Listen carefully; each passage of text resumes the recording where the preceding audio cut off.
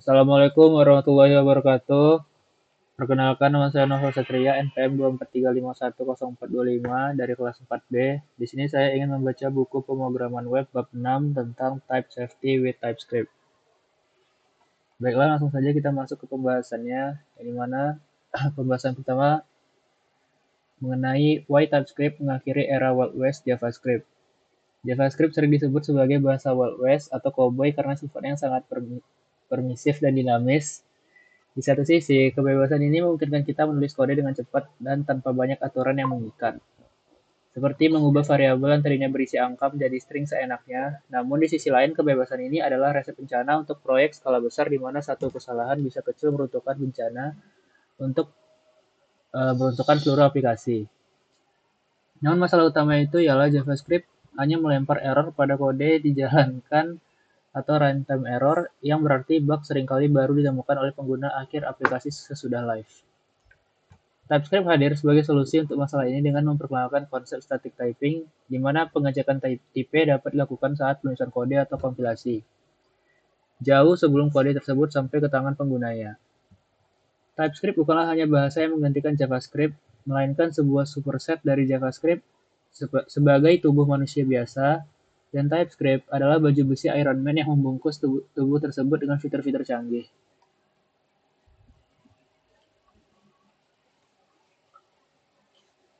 Semua kode dari JavaScript yang sangat valid ini secara sintaksis pada dasarnya ialah kode TypeScript menambahkan lapisan aturan di atasnya. Filosofi utamanya itu adalah memberikan jaring pengaman bagi pengembang, dan jika kamu mencoba menjumlahkan angka dengan sebuah objek, TypeScript akan langsung berteriak dengan garis besar di text editor, bahkan sebelum kamu menyimpan file tersebut. Ini mengubah paradigma perbaiki nanti saat error muncul menjadi cegah error sebelum terjadi. Salah satu argumen terkuat untuk mengadopsi TypeScript adalah dampaknya terhadap biaya perbaikan bug. Studi rekayasa perangkat lunak menunjukkan bahwa semakin lambat sebuah bug ditemukan dalam siklus perkembangan, semakin mahal biaya yang harus dikeluarkan untuk memperbaikinya. Bug yang ditemukan saat mengetik kode hampir gratis untuk diperbaiki, sedangkan bug yang ditemukan di production bisa merugikan perusahaan jutaan rupiah dan merusak reputasi. Nah, selain keamanan, TypeScript memberikan pengalaman pengembang yang jauh lebih superior melalui fitur IntelliSense dan autocomplete karena editor mengetahui tipe data dari setiap variabel. Ia bisa memberikan saran metode yang secara relevan yang akurat. Misalnya, variabel bertipe string, editor akan menyarankan kode to uppercase atau split, dan tidak akan menyarankan metode matematika yang tidak relevan. Ini seperti memiliki asisten pribadi yang duduk di sebelahmu yang bisa memberitahu kamu apa saja yang bisa kamu lakukan dengan objek tersebut. Fitur ini sangat membantu ketika kita bekerja dengan library pihak ketiga yang besar atau kode barisan yang dokumentasinya minim, karena tipe data itu sendiri berfungsi sebagai dokumentasi yang hidup. Terakhir, transisi TypeScript mengajarkan kita pola pikir yang lebih disiplin dan terstruktur, dipaksa untuk mendefinisikan kontrak, data yang lebih jelas antar modul, dan input yang diterima, lalu juga output yang dikembalikan. Ini mengurangi ambiguitas komunikasi antar anggota tim, terutama dalam tim yang memisahkan peran frontend dan backend. Baiklah, kita lanjut ke pembahasan kedua mengenai basic type dan inference, fondasi yang kokoh. Sistem tipe di TypeScript dibangun di atas tipe data primitif yang sudah dikenal di JavaScript, yaitu string number dan boolean. Namun bedanya adalah di tipe TypeScript seringkali kamu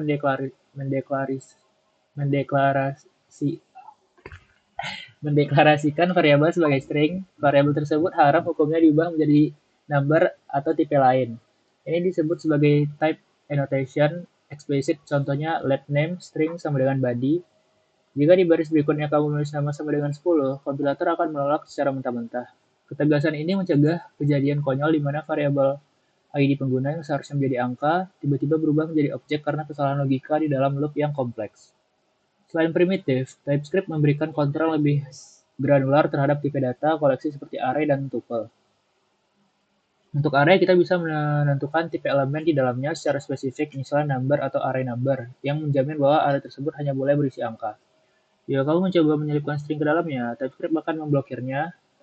Dan jika ada tipe tuple yang memungkinkan kita mendefinisikan array dengan panjang yang tetap, dan tipe elemen itu ukuran yang spesifik, contohnya seperti koordinat GPS bisa didefinisikan sebagai number atau format data CSV sebagai string, number, dan boolean.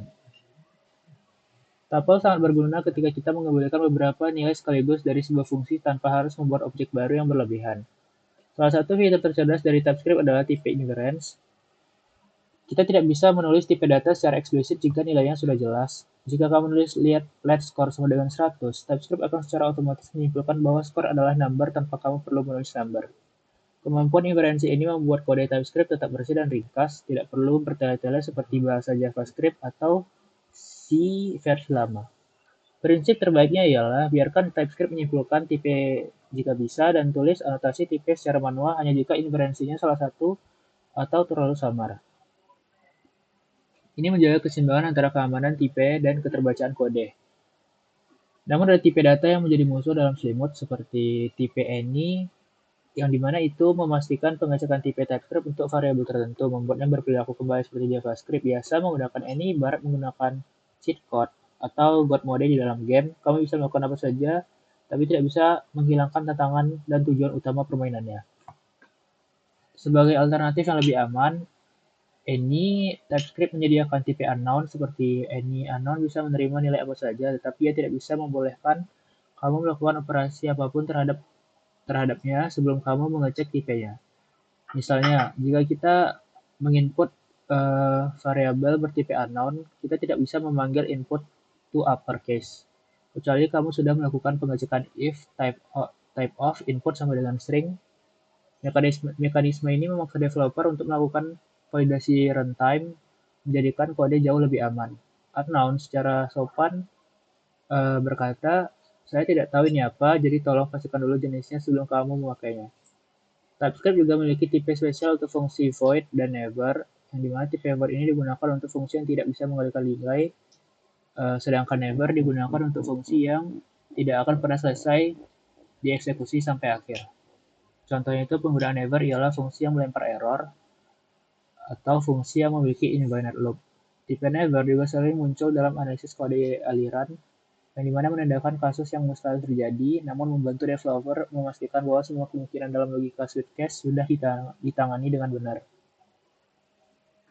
Baiklah, kita lanjut ke pembahasan ketiga mengenai interface dan type aliases cetak biru objek. Dalam pengembangan aplikasi, kita jarang bekerja dengan variabel tunggal, kita juga lebih sering bekerja dengan objek kompleks yang mempresentasikan entitas nyata seperti user, produk, atau transition. Untuk mendefinisikan bentuk shape dari objek-objek ini, TypeScript menyediakan dua alat utama yaitu interface dan type alias, yang dimana interface adalah cara untuk mendefinisikan kontrak struktur objek, misalnya interface user, ID, number, dan name string. Berarti setiap objek mengaku sebagai user wajib memiliki properti ID berupa angka dan nama, dan jika ada properti yang kurang atau tipenya salah, TypeScript akan menganggap objek tersebut tidak valid. Selain properti itu wajib, interface juga mendukung optional property, yang dimana berarti tidak boleh ada atau tidak, yang dimana sangat berguna untuk data yang tidak selalu tersedia, seperti avatar URL pada profil pengguna baru. Interface juga mendukung properti read-only yang memastikan bahwa nilai properti tersebut hanya bisa diisi saat objek pertama kali dibuat dan tidak bisa diubah lagi setelahnya. Ini membantu menerapkan konsep immutability pada level properti yang mencegah perubahan data tidak disengaja yang sering terjadi pada sumber bug di aplikasi kompleks. Interface yang sangat disukai dalam pemrograman berorientasi objek atau QPP karena pendukung fitur merging yang sering dipakai oleh penulis library. Alternatif dari interface adalah tipe alias, cara fungsionalitas dasar untuk mendefinisikan bentuk objek dan tipe interface. Sangat mirip dan seringkali bisa saling menggantikan. Namun tipe juga jauh lebih fleksibel karena ia bisa digunakan untuk mendefinisikan tipe data selain objek seperti tipe primitif. Contohnya type ID sama dengan string. Tipe fungsi adalah union type. Di komunitas modern, ada perdebatan kecil mengenai mana yang harus dipakai. Aturan praktis yang umum adalah gunakan interface jika kamu mendefinisikan struktur objek yang mungkin perlu diperluas oleh orang lain dan digunakan tipe untuk komposisi tipe yang lebih kompleks atau untuk tipe data sederhana. Fitur paling powerful dari sistem tipe TypeScript adalah kemampuan untuk menggabungkan tipe menggunakan union types dan intersection types. Untuk tipe memungkinkan sebuah variabel memiliki salah satu dari beberapa tipe mirip logika atau contohnya tipe status sama dengan loading, sukses, error. Variabel dengan tipe status hanya bisa diisi oleh salah satu dari tiga string tersebut. String lain seperti pending akan ditolak. Ini menghilangkan penggunaan magic strings yang rawan typo dan membuat alur logika aplikasi menjadi sangat jelas. Union type sangat sering digunakan bersama dengan tipe guards untuk menangani berbagai skenario respon API yang mungkin sukses atau gagal. Di sisi lain, intersection tipe berfungsi menggabungkan beberapa tipe menjadi salah satu tipe baru yang memiliki semua properti dari tipe-tipe penyusunnya. Mirip seperti logika DAN, misalnya jika kamu mempunyai tipe identity dan tipe contact, kamu bisa membuat tipe employee sama dengan identity dan contact. Objek bertipe employee wajib memiliki semua properti dan identity dan contact. Fitur ini sangat berguna untuk pola komposisi, di mana kita membangun objek besar dari potong-potongan kecil yang modular. Alih-alih menggunakan pewaris yang kaku dan bertingkat, namun konsep dalam pemodelan data ini ialah extended interface yang sama seperti kelas yang mewarisi sifat kelas lainnya. Interface juga melakukan extend. Jika kamu melakukan interface animal yang ingin membuat interface doc, kamu tidak perlu menulis ulang properti umum seperti hewan di doc.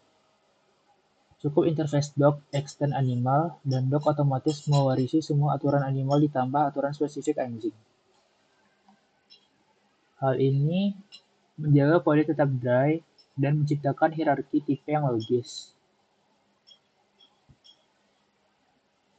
Lanjut ke pembahasan keempat mengenai generik satu kode untuk semua tipe.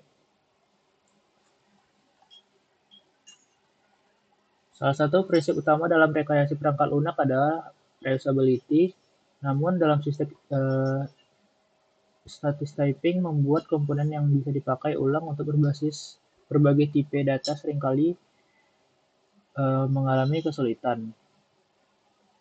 Bayangkan kamu ingin membuat fungsi sederhana yang menerima sebuah input dan mengembalikannya dalam sebuah array. Tanpa generik, kamu harus membuat fungsi number to array, string to array, dan seterusnya.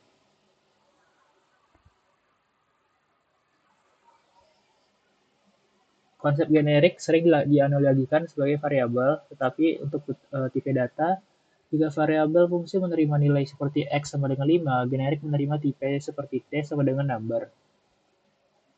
Sintaksnya umumnya menggunakan kurung siku sudut seperti kurung siku sudut t ketika kita menulis fungsi function wrap t-value lalu t lagi. Di sini adalah placeholder yang akan digantikan oleh tipe data sebenarnya saat fungsi tersebut dipanggil. Jika kita memanggil wrap string hello, sebuah seluruh t di fungsi tersebut akan berubah menjadi string. Ini memungkinkan fungsi tersebut beradaptasi secara dinamis, namun tetap bergerak menggunakan tipe checking yang ketat dan memastikan outputnya benar-benar seperti array of string. Generik tidak hanya terbatas pada fungsi sederhana, mereka adalah tulang punggung dari banyak library populer seperti React. Saat kamu menggunakan useStatNumber, kamu sebenarnya sedang menggunakan generik untuk memberitahu React bahwa stat ini hanya boleh berisi angka. Tanpa generik, React tidak akan tahu tipe data apa yang disimpan dalam state, dan kamu akan kehilangan fitur interlicense generik yang sangat vital dalam pembuatan fungsi utilitas HTTP. User ke dalam generik fungsi fetch TypeScript akan tahu bahwa data yang dikembalikan dari API memiliki struktur user, sehingga kamu bisa mengakses property name atau email dengan aman. Terkadang, kita hanya membuat generik yang fleksibel tapi tidak terlalu bebas. Di sini, generik constraint berperan, bisa membatasi tipe apa saja yang boleh menggantikan t, namun menggunakan kata kunci extend. Contohnya, kita membuat fungsi yang menghitung panjang sebuah objek. Tidak semua tipe punya properti seperti length, jadi kita bisa menulis t extend length number. Ini memberitahu bahwa TypeScript bawah-T boleh berupa apa saja, asalkan tipe tersebut memiliki properti length yang berupa angka. Constraint ini mencegah penggunaan generik yang tidak valid di dalam logika fungsi yang menyeimbangkan antara fleksibilitas dan keamanan. Menggunakan generik adalah tanda transisi dari pemula TypeScript menjadi pengembang tingkat lanjut.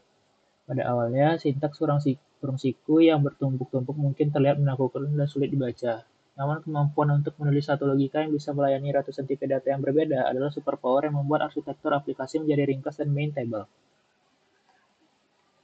Lanjut ke pembahasan kelima mengenai compiler dan configuration sang mandor proyek. TypeScript tidak bisa berjalan langsung di browser atau .js. Browser hanya mencegah JavaScript, oleh karena itu kita bisa membutuhkan proses menerjemahkan yang disebut translation, yang dimana melakukan tugas ini ialah TypeScript compiler (TSC). Compiler ini tidak hanya sekadar membuang anotasi tipe dan mengubah file TS menjadi JS, tetapi juga melakukan pemeriksaan statis menyeluruh terhadap seluruh kode. Jika TSC menemukan pelanggaran tipe, ia akan melakukan pelaporan kode error dan bisa menolak untuk menghasilkan file output. Pusat kendali dari compiler ini adalah sebuah file bernama tsconfig JSON. File ini biasanya berada di akar proyek dan berisi ratusan opsi konfigurasi yang mendikte seberapa ketat atau longgar TypeScript yang harus bekerja. Salah satu pengaturan paling krusial adalah target, yang menentukan JavaScript apa yang akan dihasilkannya. Opsi konfigurasi yang penting untuk dipahami dan wajib diaktifkan adalah strict dan true. Mengaktifkan ini sebenarnya menyalakan sekumpulan aturan ketat, yang dimana termasuk no implicity dan strict null checks dan strict function type. Strict null checks adalah penyelamat hidup tanpanya null dan undefined dianggap sebagai nilai yang valid untuk semua tipenya. Ini adalah sumber billion-dollar mistake dalam pemrograman. Dengan strict null checks, kamu dipaksa menangani kemungkinan nilai kosong yang secara eksplisit menghilangkan potensi error runtime akibat akses properti pada objek kosong. Jangan pernah memulai proyek baru tanpa strict dan true. Selain pengaturan bahasa di config JSON, kamu juga mengatur cakupan file dan struktur direktori melalui opsi include, exclude, outdir, dan rootdir. Pengaturan ini menjaga kebersihan proyek dengan memisahkan kode sumber TypeScript src dari hasil kompilasi JavaScript, yang dimana this dan build. Kita juga mengaktifkan source map, yang dimana itu source map true, sebuah fitur vital untuk debugging, karena browser menjalankan kode JavaScript yang sudah dikompilasi yang mungkin bentuknya sudah jauh berbeda dari kode aslinya.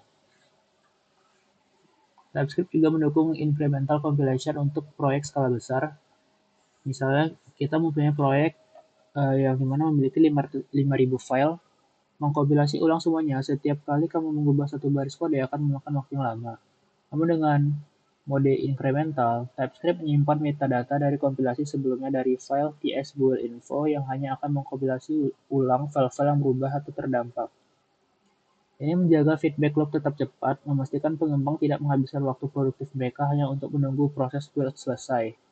Kecepatan ini, yang dimana kompilasi adalah faktor kunci dalam developer experience. Lanjut ke pembahasan ke-6 mengenai integrasi keislaman, kejelasan akad, dan pencegahan kerusakan. Transisi dari JavaScript yang dinamis ke TypeScript yang statis dan ketat adalah cerminan dari prinsip nafyu al-gharar, yang dimana di dalam fikih muamalah, transisi yang mengandung gharar dilarang karena berpotensi merugikan salah satu pihak. JavaScript murni seringkali penuh dengan gharar, yang dimana sebuah variabel bisa berupa angka dan pada hari kemudian menjadi teks pada hari esoknya, menciptakan ketidakpastian yang bisa menyebabkan sistem runtuh saat dijalankan. TypeScript hadir untuk memberikan bayan atau kejelasan. Dengan menetapkan tipe data secara eksplisit, kita memastikan bahwa setiap komponen dalam kode kita transparan, jelas identitasnya, dan tidak menipu komponen lain yang berinteraksi dengannya. Penggunaan interface dalam TypeScript adalah manifestasi teknologi dari perintah al-wabil ahad, yang dimana memenuhi janji atau akad. Allah berfirman dalam surah Al-Maidah ayat 1, hai orang-orang beriman, penuhilah akad-akad itu, di mana sebuah interface pada dasarnya adalah kontrak. Jika sebuah objek berjanji menjadi user, maka ia wajib memiliki properti ID dan email. Jika ia melanggar kontrak tersebut, TypeScript akan menegurnya. Ini mengajarkan kita karakter integritas atau sidik. Seorang mukmin harus konsisten antara apa yang didefinisikan atau dijanjikan dengan apa yang diimplementasikan atau dilakukan. Mekanisme compile time checking adalah pengecekan sebelum dijalankan selaras dengan konsep Saddut Zariyah yang dimana menutup menuju kerusakan dan musabah evaluasi diri. Lalu fitur strict mode dan penghindaran TPNI mengajarkan kita untuk meninggalkan sikap tashalul yang dimana bermudah-mudah menggampangkan atau menggampangkan urusan. Menggunakan ini memang mudah dan cepat, tetapi tidak memastikan sistem keamanan dan membuka pintu bagi bug yang sulit dilacak. Islam mengajarkan itqan yang dimana keunggulan atau profesionalitas dan mujahadah yang dimana bersungguh-sungguh melawan hawa nafsu. Menulis definisi tipe yang lengkap memang butuh usaha yang lebih atau effort di awal, tapi itu adalah bentuk kesungguhan untuk menghasilkan karya yang berkualitas tinggi, aman, dan minim mudah harap. Nah, kesimpulannya itu, yang dimana evolusi menuju kedewasaan kode, yang dimana kita terdapat pilar-pilar utama yang harus kita bawa pulang, yaitu safety net di atas segalanya. Kita menyadari bahwa JavaScript adalah bahasa yang Wild West dan berbahaya untuk skala besar. Dan dokumentasi hidupnya dengan interface dan tipe alias, kode kita menjadi dokumentasi yang selalu akurat, dan fleksibilitas terukur dengan generik yang dimana kita belajar bahwa keamanan tipe tidak harus kaku, dan disiplin konfigurasi mengaktifkan straight through dan TS config design bukan sekedar opsi, melainkan standar wajib arsitek profesional. Dan yang terakhir itu ada pola pikir kontrak di mana transisi ke JavaScript mengubah cara berpikir kita dari implementasi menjadi desain. Nah, selesai sudah pembacaan buku pemrograman web bab 6. Sekian dari saya. Terima kasih. Assalamualaikum warahmatullahi wabarakatuh.